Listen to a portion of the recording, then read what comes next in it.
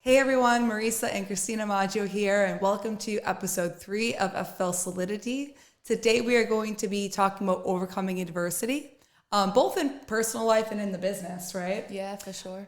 So, exciting topic, not always exciting to be going through. However, getting through its different adversities has been actually a blessing in hindsight, because now we're able to kind of help other agents see the light, so to say, when they're going through their personal adversities.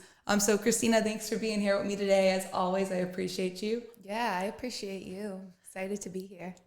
Absolutely. And Christina, with that being said, I know that you've, kind of been able to see me and yourself go through so many adversities kind of in this business personally, and we've both kind of seen it all from each other. But I know that you've also went through some in this industry too as well, right? Yeah, absolutely. I think anybody that's in this industry is going to face adversity, whether they're personally producing or building a business. And to say that I've went through as adversity is almost comical compared to what you've went through. And it's funny because we came from the same practice companies, right? Right. But it still looked a lot different for us. So I guess let's just start there. Prior to coming to FFL, what did that kind of look like for you with those practice companies? How was it different from what the FFL model and structure and culture looks like? Well, there's definitely a lot of differences, Christina, to say the least. Right. But, I would say the biggest things are, the first company that I worked with, I really didn't know a whole lot about anything, as you know now. I was 20 years old just getting into the business, and I didn't realize how important leads were, right? Mm-hmm. So I had essentially really no lead resource, more like that bait and switch, which was in adversity I didn't even realize that we were able to both actually overcome, right? I didn't realize my renewals weren't vested. I didn't realize, and this was a really big one for me, Christina, that every single time in that company that I was stepping up to another level of leadership, they would take my team and say, Marisa, you're so great that you can build a new one. Yep. And I was like, yeah, I can, right? You know, I was like signing the new, I got like a 2.5%, raise and a cool new title for the exchange of a team that we grew, we built, and we were a team. We worked best together, and they, kind of kept pulling that apart, right? And in the second practice company that I was with, prior to FFL, they had leads, and that was what really got me. Was I saw a lead for the first time, and I was like, this is cool, right? This person really requested insurance, that's amazing. I had never seen such thing at that point in time, right? And going and seeing that was exciting. Seeing at that time a 65% comp, that was exciting, which is awful to say out loud now. But kind of also working through the waves there, Christina,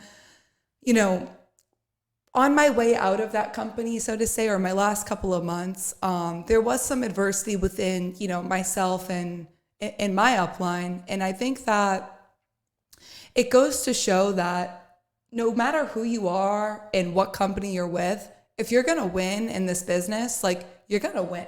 100%. If you're not going to win in this business, no matter where you go, you're not going to win. Winners win, losers lose, right? Absolutely. And I don't say this in an arrogant or cocky way, but anybody out there in the insurance industry, if you're doing well, you can basically go into any model and you'll figure it out, because it's probably your personality type. I agree. Or your work ethic. Both, right? And I think that work ethic definitely goes a long way. But again, I didn't realize, so again, going back to that first company, they took my team.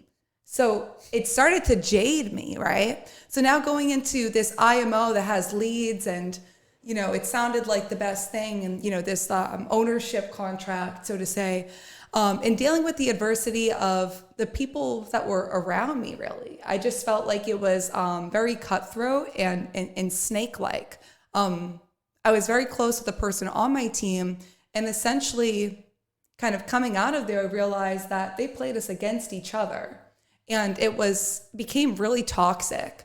I remember leaving there and I was devastated. And I remember talking to you because I was like, I don't know if I want to be in this industry anymore. Do you remember that? Yeah. And I was nervous because this is all I know and I love it. Like, I love helping families. I love helping agents get started. It's a big deal and it fills me.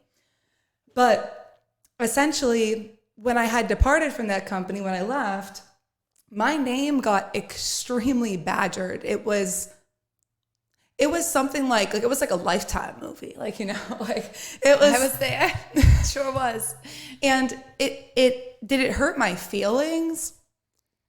Not necessarily. I mean, at the time, I would say I probably had a lot more feeling than I do now in regards to what people think about me.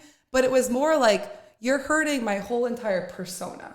And I guess that's what really got me. When I left, the badgering, the slandering, the things that were, you know, done and said to my clients and said to other people within the company, I was just blown away. And it really jaded me. So I wasn't really sure what to do. And then, you know, I was able to have an opportunity to sit down with Sean, Mike, and people ask me all the time, Christina, like, Marisa, why did you start building just 2 years ago, right? And I started building just 2 years ago because of those past experiences. They jaded me. I was scared. Like, I was like, okay, are they going to do this to me again here? Like, are they going to take my team? Are they going to, you know, play this person against this person? I needed to build like this rhythm of trust. And what I realized is, you know, I also had never worked with an insurance company or IMO where your CEO is so straightforward. You know, and that shines so through in terms of whenever Sean speaks. So was I scared that Sean was going to hurt me? No, I was just scared of the industry. Yeah. I was scared of what people were saying. I was scared that I was getting calls from my clients saying, such and such person just called me and told me that, you know, your insurance license is revoked and that ABCD happened and that, you know, you're this person, basically that I was a criminal. And hearing these types of things about yourself, if you can't control your mind, it's like you'll start thinking things about yourself that aren't even true, right?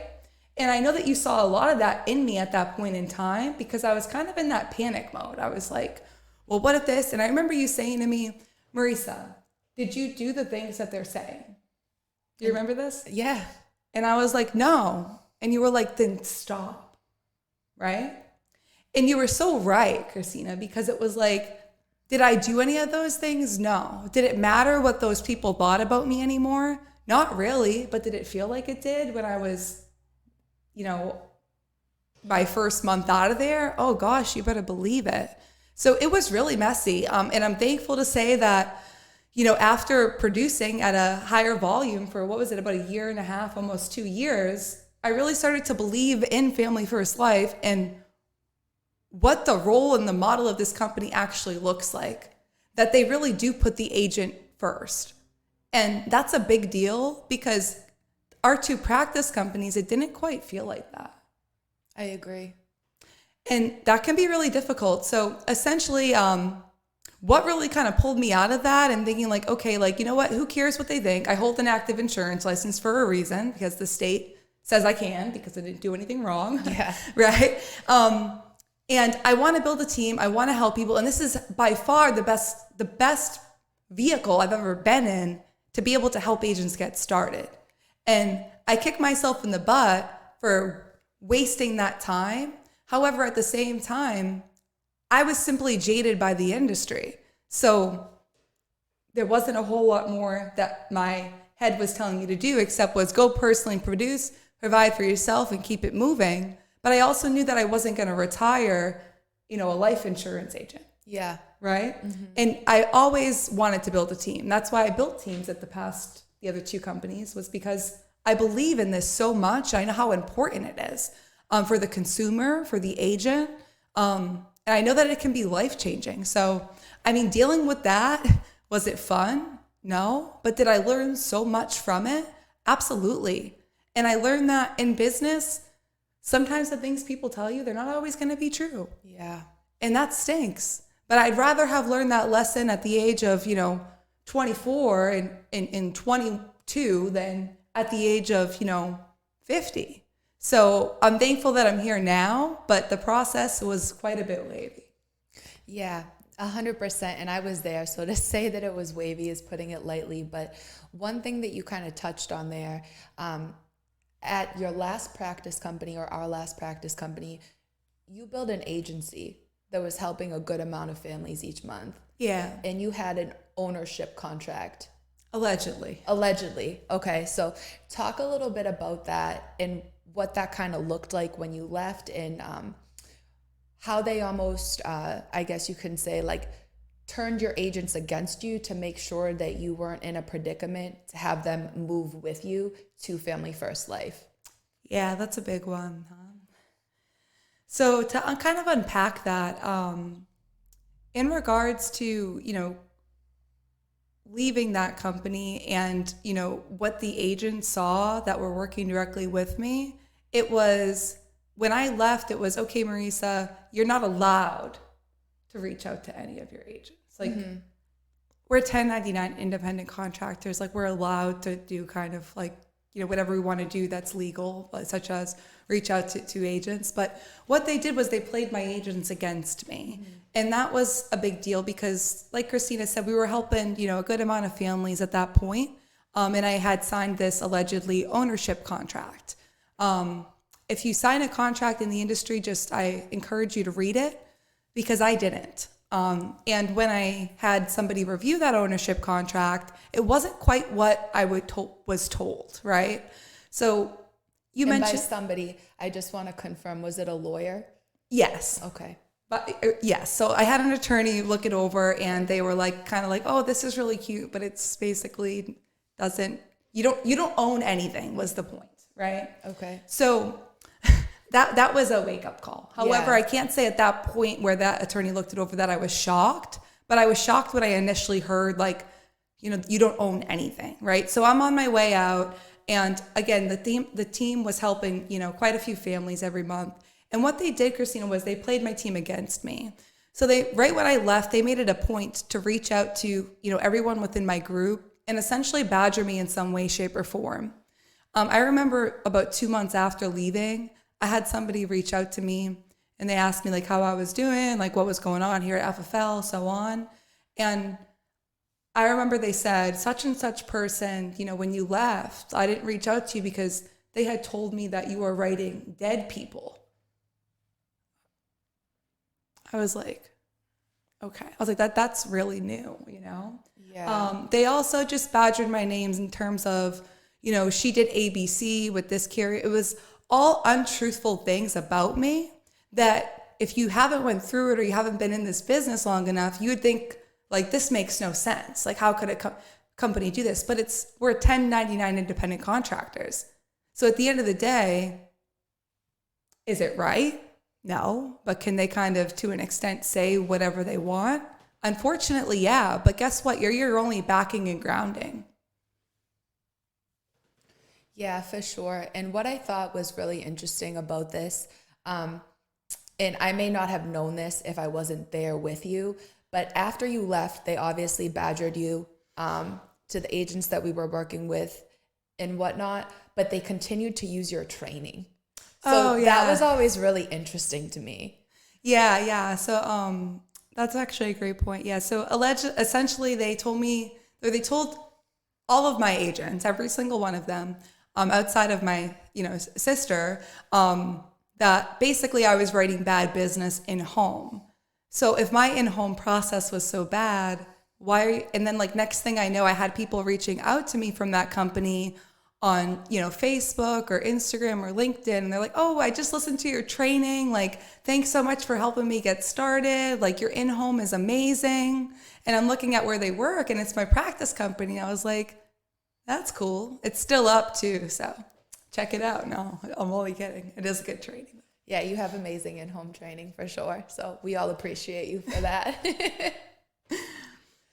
And I guess what allowed you to kind of bring your guard down with FFL and say, this is where I want to build a business. It's safe here, if you will. I trust bringing agents on into this business, into this company, into this model. What was different about FFL after you went through all that at your 2 prior practice companies that allowed you to say, hey, I actually want to build a business here. I'm going to do this. I'm going to go all in? Yeah, I think the biggest things were leadership. I feel like nobody here at FFL, it's not fluff. It's not rah-rah. It's not, that's not what it is. It's, hey, this is what it is and this is what it isn't. And I've always thought that that's been really important. For sure. You know, transparency through leadership, it all is going to start there, right? So when I saw what the top looked like from, you know, Sean to Paul to Andrew to, you know, Mike to everybody, you know, in between to, you know, Mark, Mead, you name, fill in the blank. I saw how authentic they all were. Mm-hmm. And over time and over meetings and seeing people can only be so fake so many times until you're like, that person isn't being genuine with me. So the first thing I think was just them, you know, them being FFL and leadership, just from the top down, showing like, we do care about the agents, and they never dropped the ball on that till this day. The second thing being, you know, I was personally producing a high volume, helping a lot of families every single month. Mm-hmm. So I knew that the system worked. Yeah, I was not confused about that. Like I was like, you know, so anybody can come in here and they can, you know, write business. They just have to work hard. That's it. And knowing that the system worked, the leadership was in place, that was two things that were really important to me. But the third thing I think was self-belief, right? If I don't believe in myself, it doesn't matter who believes in me. I can only borrow your belief for so long, right? So I think that I really started to believe in myself. And honestly, Christina, this is when I kind of started to pitch you on why you should get back into the industry. As if my linked bank account with yours intentionally getting the deposits wasn't good enough. However, I think being able to kind of drip on you, Christina, and saying like, hey, let's get back into this because this is the real deal. Like they actually care about people, you know, and they want to see people win. And I remember you saying to me these exact words was, what's the difference between there and where we were? Like, what's going to make it different? And it wasn't a question that you actually wanted me to answer. It was rhetorical at the time. And you also saw that shine through because you go to so many different events and you just see the same people acting the same way and the company growing off of being authentic, not off of selling lies and not off of, you know, badgering everybody else. Yeah.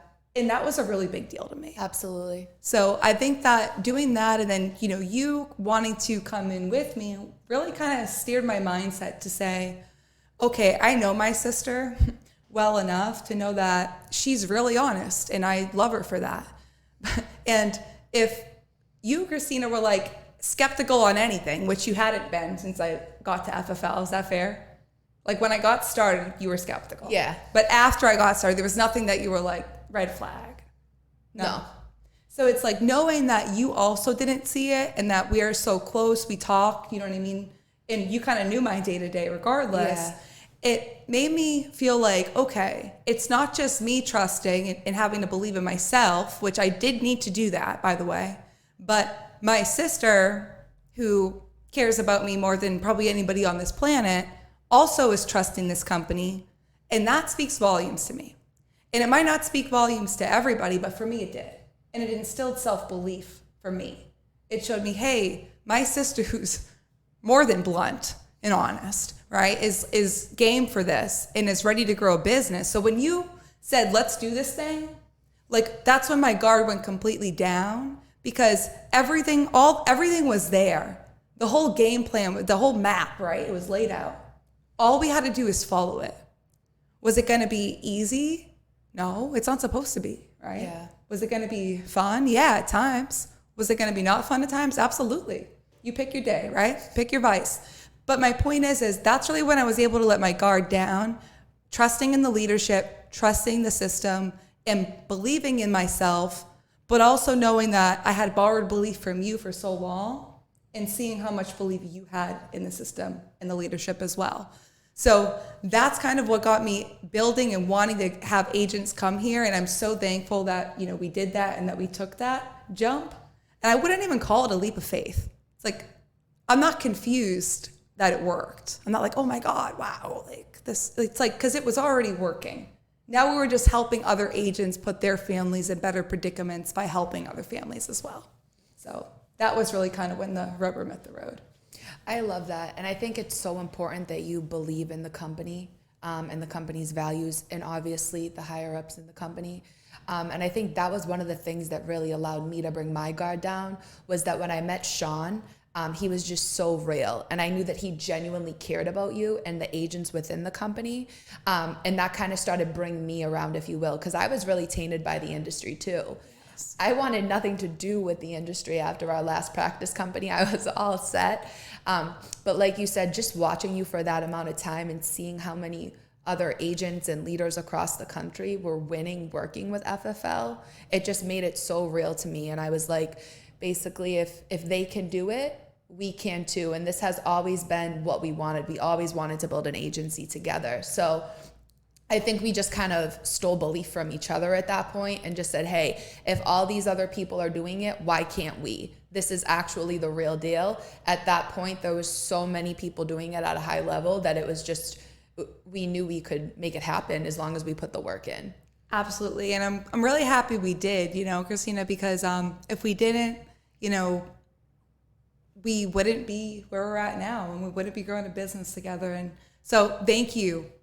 Seriously. No, thank you. And thank you, FFL and Sean Mike and everyone that was here before us, just kind of laying the foundation, because my life looks a lot different now than it would if I wasn't working with FFL these past 2 years. So. Absolutely. And, it's so important to have that backing. So, yes, thank you, Sean Mike. Thank you, Family First Life. Thank you, corporate staff. Everyone's amazing. Thank you, Paul McLean, for just instilling belief and helping us, coaching us, leading, guiding, directing all the time, and being willing to give harsh advice when it's necessary, because there's going to be a lot of times in this business that it is. So, Christina, kind of to go over on your side, or what we kind of experienced together now. You come in, we're growing this business, and at the time when we started growing, it was about April of 2020. Is that right? Yeah.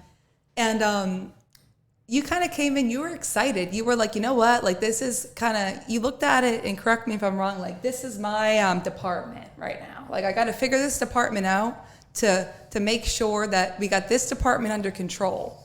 Because this is an important department, the recruiting department. For sure. You were the recruiting department, and I was the field agent, right? Like, that's what it looked like. That's the reality of it, okay? And I think when you were setting up the recruiting department, and thank you to the corporate staff who allowed us to kind of see what they were doing too. That was amazing. So again, testament to Family First Life. But there wasn't necessarily a full blueprint, but you were willing to fail forward, and you definitely did. We definitely did, I should say. We definitely did. And one of the things I remember kind of coming in and we started to build was almost like how to deal with each individual, because every individual is a little bit different.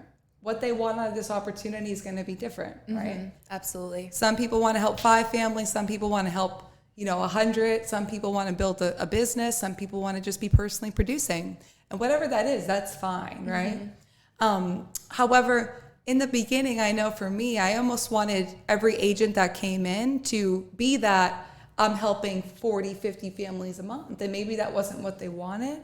Talk to me a little bit about what that looked like when you were bringing agents in, and kind of, I guess, how you saw and met adversity there. Yeah, absolutely. So I met adversity in many ways, right? Like initially when you first start recruiting, you're super excited, and I'm still excited every day now, but it's almost in a different way.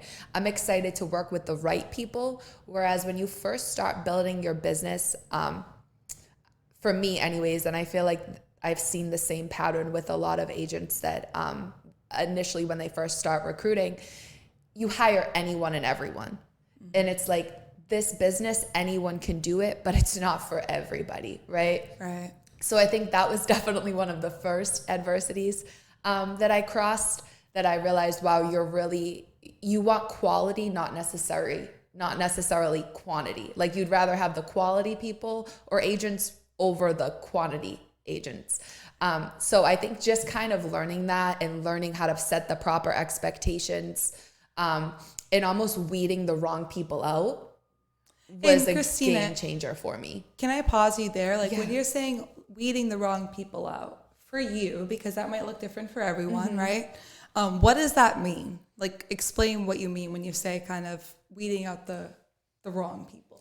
Yeah, so you want to make sure that someone's willing to do certain things no matter what their expectation of working with FFL looks like for them. So for example, like anyone that wants to win here, no matter at what level, they need to be willing to purchase leads. Prior to the virtual avenues that are available now, they needed to be willing to meet with the client in home. You know what I mean? They need to be willing to be structured. They need to be willing to have a schedule. They need to be willing to plug into the training. They need to be willing to follow the system, really, because that's all it comes back to. Like, I'm not the magic. You're not the magic. The system is the magic. And that's literally probably the best thing about Family First Life. So it's agents need to be coachable. You know what I mean? Like they need to be coachable. They need to know that what we do is simple, but it's not easy. So they need to be hardworking. Just those simple things. Absolutely. And it sounds so simple to list them off now, right? Simple. Yeah. Simple, not easy. Simple, not easy. But going back to, 2020 in those first couple of months, to like talk to us like a little bit about what that looked like. Like, what did it feel like? You were getting agents started, like you said now, the essence of quality over quantity now, right? But back then, we didn't necessarily know that, right? So talk a little bit about kind of how you started to identify these different things that you just talked about, like the coachability piece, the being willing to buy leads, the being willing to plug in, the being willing to communicate. Right? Because not everybody's willing to do that, unfortunately. And like you said, can anyone do this? Yes. But is it for everyone? No. So, talk to me a little bit about kind of what that looked like for you, recruiting and kind of hiring the wrong people, so to say, and how that impacted you at that time. I think it really started impacting me when I realized I have to work one-on-one with everyone that I'm hiring, right? So if I'm bringing on folks that I don't even want to have, a 3, 4, 5 minute phone call with them, why am I going to want to work with them? So I really started making sure that the agents I was hiring, I was having enjoyable conversations with. And I also started hiring, not initially like right from the get-go. Like I wouldn't hire someone after I've had a 5-minute phone call with them. I would have multiple phone calls with them. I would almost give them steps like, hey, watch this, business development meeting and get back to me with questions. Let me know if you're a, ABC, and then we'll go from there.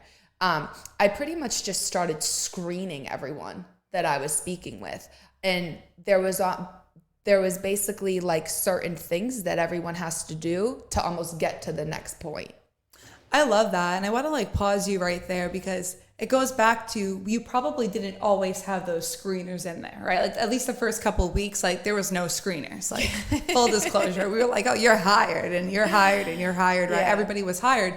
But what you're saying now is, hey, like we had to understand we have to talk to these people every single day. So you wanted to make sure we are putting agents on the team that when the phone rings, Christina, we're going to be like, oh, cool. Like what's going on? Like, what's up? What do you need? Right? Versus, oh gosh, it's Christina again, right? Christina who doesn't want to buy leads. It's Christina who doesn't want to plug in. It's Christina who never gets on the trainings, even though I text her the trainings each and every day, right? Mm-hmm. So kind of being able to weed that out. So you started to kind of develop your own process. 100%. And I have like my own set of screener questions, if you will, that I kind of ask everyone.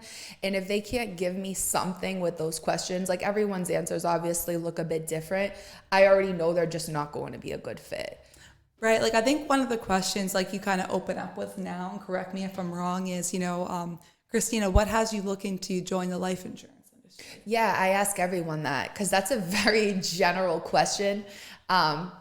especially when you're using like a cold market source, it's important that that you're speaking with is specifically interested in like the life insurance industry, right? You know, and even if they weren't necessarily looking for that, but they, you know, read your ad and they're like, oh wow, this kind of sounds like me. This sounds like something I could be interested in. They should be able to tell you why. Yes, give you something. Yeah, they're not just, you know, looking for a job. Like this isn't a job. Like this isn't Target. Like you can't just clock in and out. So yeah, that's definitely a question that I ask every single potential recruit that I speak with, for sure. Absolutely. And I love how you were able to implement that and identify it, right? Because like sometimes it's like, we're banging our head, like, what are we doing wrong? What are we doing wrong? And we kind of went through that a little bit, right? In those first 90 to 120 days, like we had people up and going, but not up and running, right? Exactly.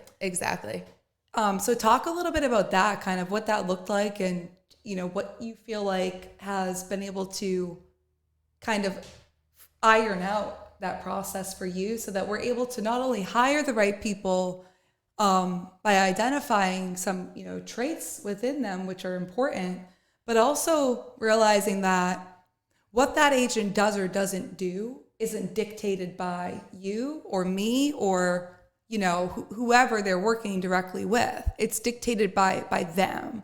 That was something that was hard for me to grasp. Talk to me a little bit about what that looked like in the beginning, like those first 90 to 120 days. Yeah, I mean, it looked a lot different then than it does now. I remember asking Sean, like, Sean, what do I do if someone doesn't want to purchase leads? And he was like, what are we even talking about here, basically? You know what I mean? And that was like a real eye opener for me. Like, if someone isn't going to purchase leads, they're not going to make it here. Right. You know, like you don't hire them. Yeah, we're lead driven. Absolutely. Yeah. Even I remember having a brief conversation with Sean, and he said basically, like, if someone isn't looking to get started, like, as soon as possible, don't spend time with them. Like, you want to spend time with, you know, agents that are excited. They want to get moving, you know, like they want to start dialing leads as soon as possible. They're submitting their contracting the day you send it to them.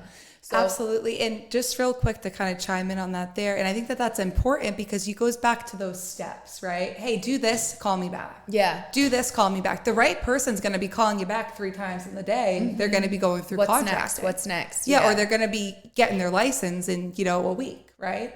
So it's like the right person, what's next? And that's what we're looking for. Mm-hmm. But not everyone's going to be what's next. So take it back. Sorry. And I think what's important too is that a lot of agents, when they get started, they're moving on the fast track. They're submitting their contracting, they're purchasing leads. But then when it comes to actually doing the activity, like dialing the phones, making the appointments, sitting with the clients, they psych themselves out. So it's like you have to set the proper expectations in all aspects when you're recruiting, like not only in how quickly essentially they should get started if they're serious, but also what it looks like, what this opportunity actually looks like. Like, you need to be spending $500 to $1,000 every single dial day on leads. You need to have a consistent schedule each week. Even if you're not necessarily running the FFL recommended full-time schedule, you need to have a consistent part-time schedule each week. There needs to be a day you're purchasing leads, a dial day or dial days, a run day or run days. It needs to be consistent every single week. Like, it's all numbers, right? So you need to have your appointment counts there. Like, part-time, 15 to 20 appointments every week. No ifs, ands, or buts about it.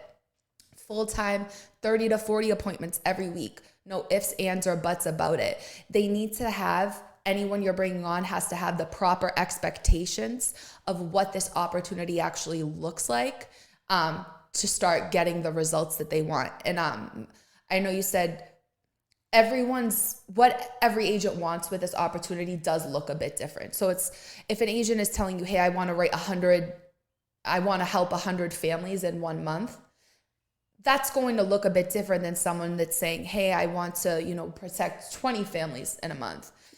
But the numbers that we've modeled that FFL system around, that 30, 40 appointments each week, that's 20 families a month. You know what I mean? And once your skill set gets better, that's when it starts being, 30, 40, 50 families a month. So it's like, to be honest, I don't talk to many agents that don't tell me that they want to help at least 15, 20 families a month. So those are always the expectations that I set on the front end. Like, hey, you're going to be, you're going to have to purchase, $500 to $1,000 of leads each dial day. There's going to be days when you're going to be dialing from, 7:45 in the morning to 9:30 at night. Like, you need to set those proper expectations. And agents, like I said, new agents that are so excited, the first day they're on the phone, they might psych themselves out, but at least you did everything in your power to prepare them for that. And I think one of the best things about FFL is the training.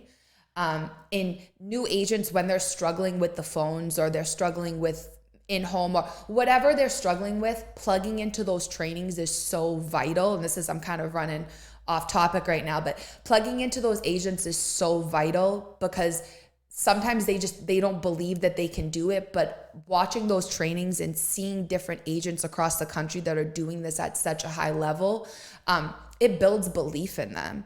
And they might resonate with someone that they wouldn't even know worked with FFL if they didn't watch, the TNL on Friday. So I know I just kind of got off path there, but I think all of that is just so important when you're recruiting and bringing on new agents. Absolutely. And just to kind of quickly piggyback off of that, because all those things are important, like the proper expectations of what this is going to look like is really important because we don't want to be over promising and under delivering. I'm not going to tell you if you make 100 dials that you're going to book a full schedule. Exactly. Like if you do, like that's great, but it's probably not going to happen.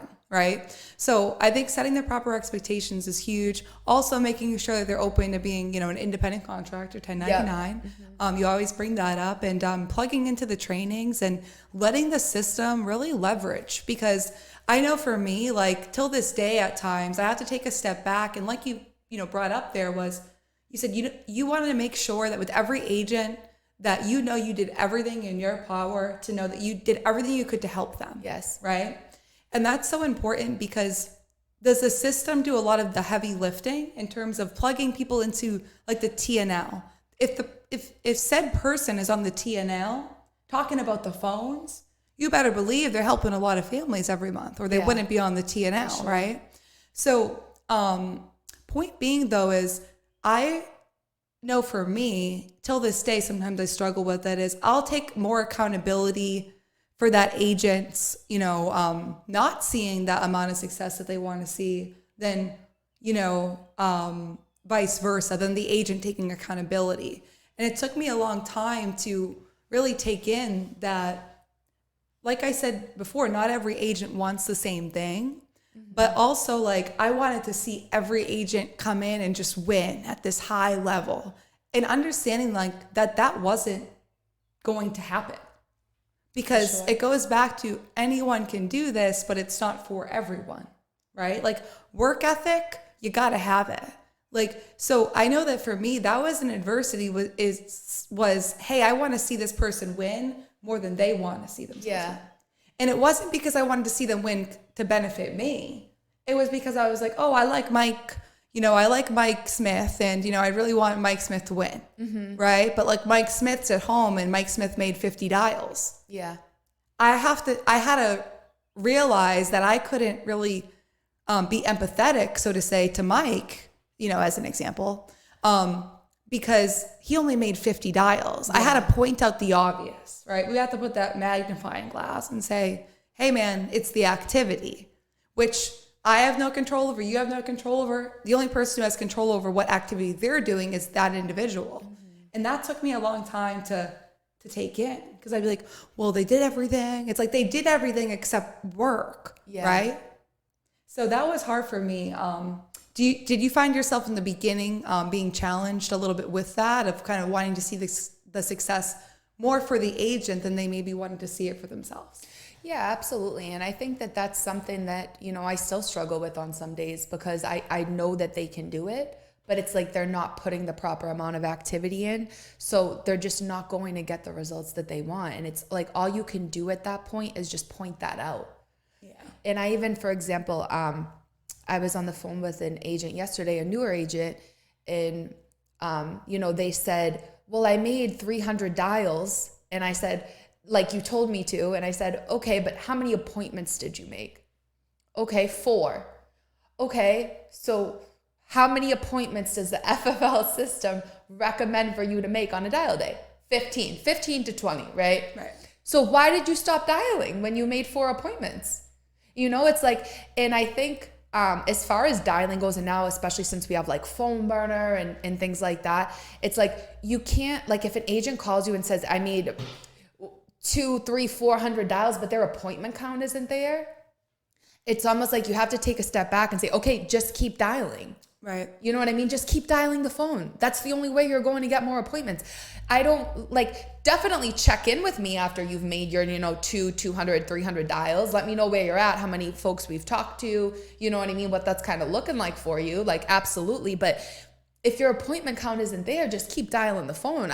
To be honest, I don't care if you have to make 1,300 dials. Right. You know what I mean? Like, if that's what's going to get you the results that you want, especially if you're using phone burner. Yep. And also it goes back to that expectation piece, right? Of like, okay, we expect you to be dialing on dial days from 8 a.m. to 9:30 p.m. Yeah. And by the way, it's like, sometimes people will be like, oh, like you're done dialing. Like, well, I might be done dialing because I've been dialing for a long time. Yeah. Right? Like, it's not my first dial day, like, was a mess, So it's like being able to take a step back and remembering, like, hey, like, Marisa, you've also been in that same exact spot. And, what did you do? Or how would you navigate yourself out of there? Right? You'd keep dialing because it's only 3:00. Yeah, 100%. And that's one thing, not to interrupt you, but you've always done an amazing job at. Like, you take the phone so seriously. You protect your dial time. And even now, there's days that you'll have your full scheduled book by like 11, 12 o'clock. But if it's not booked, I'm here with you in the office. You're still dialing. You, Rami, like, you guys are dialing until your schedule's booked. Like, no ifs, ands, or buts about it. Right, because it's like, what would I be if I told you to do something and then I didn't do it? And I was like, well, I'm just going to book 4 and hop off. Yeah. Here's the thing. I'm going to hurt myself, of course. Mm-hmm. But also it's like, it's not just about, and this is one thing I do like to kind of lean in on, is it's not just about Monday or dial day.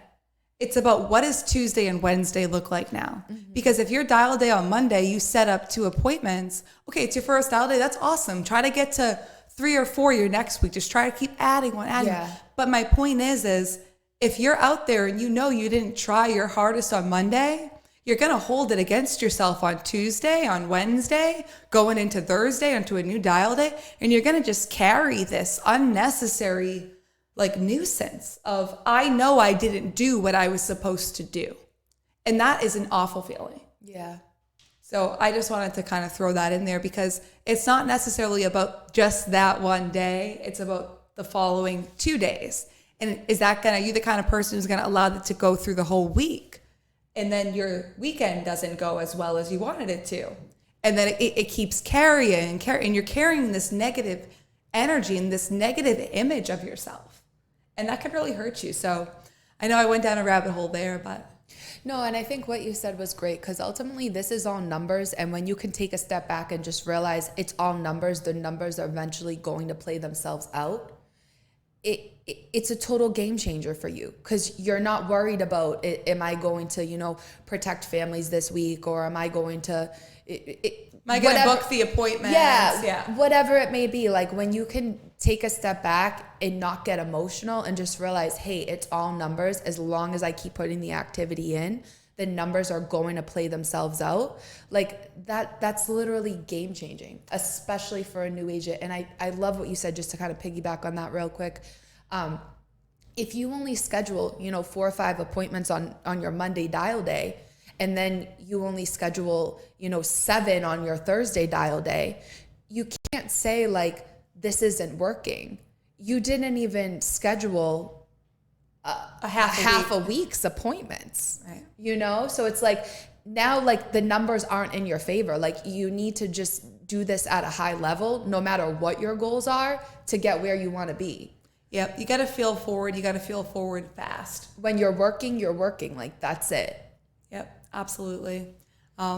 Christina, I really couldn't agree more. It really is all just numbers. And, thank you so much for being on today. Thanks for sharing. It's always good to be able to take a look back and not to celebrate, but be able to say, hey, I got through that, so I can get through anything.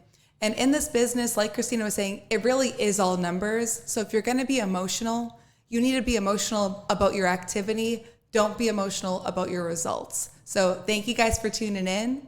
Please like, comment, subscribe, and we'll see you next week. Take care.